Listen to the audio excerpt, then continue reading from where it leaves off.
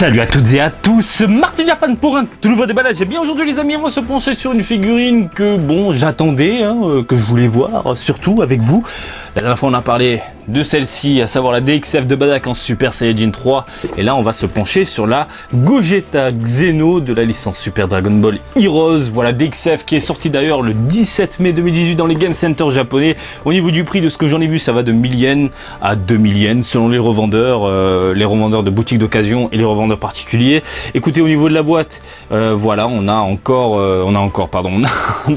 Ban Presto qui distribue le joujou, la gamme DXF Super Dragon Ball Heroes à la licence. Alors ça le petit crochet, c'est encore là. En fait, je l'ai chopé celle-ci dans une machine, mais c'est pas un UFO catcher, c'est les petites ficelles, voilà, des petites ficelles qu'il faut couper avec un ciseau. C'est assez compliqué de prime abord, mais bon, quand on est habitué, à force, on prend la main et puis on chope du joujou, tout simplement. Donc voilà l'histoire de la petite cordette, c'était la parenthèse. Voilà la boîte, on a donc un Gogeta Xeno XIB qui a pas l'air trop dégueulasse en termes de proportions. On a vu le Badak qui était vraiment très surprenant, mais vraiment, voilà, j'applaudis Ban Presto, pour une fois ils nous font une belle figurine DXF. Écoutez, on a fait le tour, hein, Super Dragon Ball Heroes, vous le savez, c'est une licence décalée. Et puis voilà, écoutez, on va ouvrir la boîte et puis découvrir ce nouveau du jour ensemble. Les amis, on ouvre la boîte. Ah putain, ils ont foutu le... Ah mais en fait, ils ont déjà ouvert la boîte, ces enfoirés. Ah ouais, ils ont trouvé carrément la boîte pour foutre le... j'aime pas ça. Je suis vraiment pas fan de ce qu'ils viennent de faire là. Bref. Donc on a un socle ici mat, et comme vous pouvez le constater, on a une, deux, et puis 3 pièces tout simplement. Le joujou, comme vous pouvez le constater, il suffit d'emboîter tout simplement. Voilà les deux parties, et puis on a notre Gogeta Xeno. Encore une fois, c'est du décalé les amis, il faut pas le prendre au sérieux, et franchement ça va. Je m'attendais vraiment à pire, parce que bon, vous le savez, les gammes DXF généralement, c'est bien, mais c'est pas la folie, Et là, franchement, comme la Badak en Super Saiyajin 3, la Badak Xeno, je trouve que la modélisation est assez fun, assez cool, assez propre dans l'ensemble. Même si, alors là, c'est vraiment le truc qui me dérange, c'est que le torse, la modélisation du torse, voilà quoi, enfin vous l'avez sous les yeux. Regardez ses pecs, c'est ultra carré quoi, on dirait qu'il porte une armure. Alors est-ce que c'est fait exprès? J'en sais rien, normalement c'est censé être un vêtement moulant. Donc là, il porte une armure de protection, j'ai l'impression, donc c'est vraiment pas, c'est pas la folie. Néanmoins, en termes de modélisation globale, de jolies proportions, un pantalon large, on parle de Gogeta bien évidemment, le rendu noir, ça c'est Xeno, et j'aime beaucoup les contrastes et les nuances que nous avons au niveau de la ceinture, donc un bleu qui tire vers un bleu ciel, même chose au niveau des chevilles. Après le pantalon, on est dans un gris mat, franchement pas dégueulasse, pas du tout brillant. Rien à dire de ce côté-là. Par contre, ça, la couleur simple, vraiment la peinture posée limite à l'arrache, je suis pas très fan. Mais écoutez, ça va. La main est assez bien modélisée, proportionnée. Le bras est un petit peu maigre. Par contre, je le trouve un peu maigre. Mais bon, c'est l'univers Xeno, l'univers Super Dragon Ball Heroes. Pourquoi pas. En termes non, la modélisation du visage est plutôt cool, le regard vil de Gogeta, voilà, ça passe, on a un bon Gogeta bien énervé.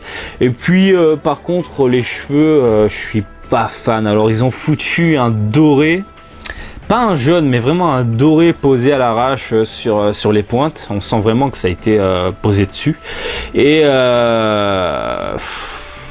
c'est vraiment de la peinture à l'arrache quoi. Bon, ils ont foutu les petites paillettes comme j'aime bien, mais c'est le doré qui me dérange. Pourquoi?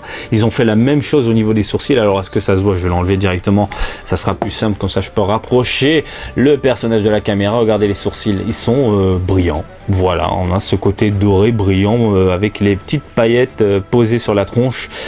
Je suis pas très fan de ça, franchement très moyen, mais le côté peinture posée ça me dérange quoi. Ah putain, qu'est-ce que c'est? Regardez, voilà, pour vous montrer que c'est vraiment de la peinture posée, regardez le pet dégueulasse qui est juste là. Voilà, c'est les inconvénients de la peinture posée à l'arrache.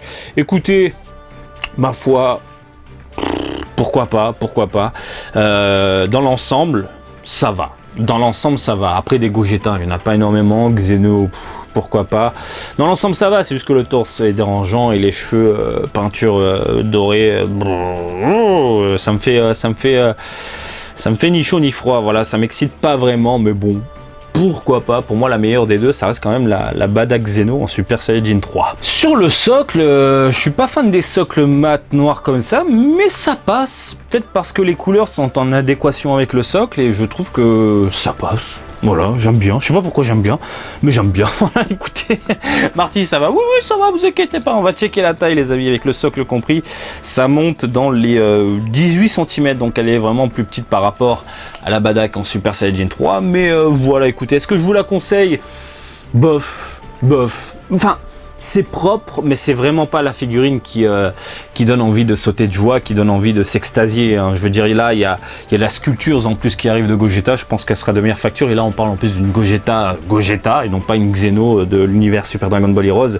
Là, franchement, écoutez, ça passe. Si vous aimez bien un peu l'univers Super Dragon Ball Heroes, j'ai envie de vous dire oui, pourquoi pas. Et puis voilà, une Gogeta comme ça à la maison, oui, pourquoi pas. Mais bon, si vous êtes fan de Gogeta de base et que l'univers Super Dragon Ball Heroes ne vous dérange pas, limite, j'ai envie de vous dire, allez dans une boutique, essayez de la voir de vos propres yeux, parce que peut-être qu'à travers la vidéo, c'est le rendu dégueulasse de la peinture brillante, dorée, machin, peut-être que ça se voit pas vraiment, mais je sais pas, il y a un petit truc qui fait que, voilà, ça donne pas vraiment envie, surtout le torse, style Power Ranger, l'armure de la mort, ça c'est vraiment le truc qui dérange un peu, mais bon, ça reste quand même un très bon produit, et puis voilà, moi, c'est clair, je pense que je vais pas la garder. Voilà les amis, je crois qu'on a fait le tour. Voilà, j'espère que ce petit déballage du jour vous a plu. Comme d'habitude, je vous invite à me suivre sur Twitter, Marty_Japan pour de l'actu Dragon Ball en direct du Japon, mais aussi sur Facebook, Marty Japan, des le Japon. Et je vous dis à très bientôt. Allez, salut, bisous, ciao.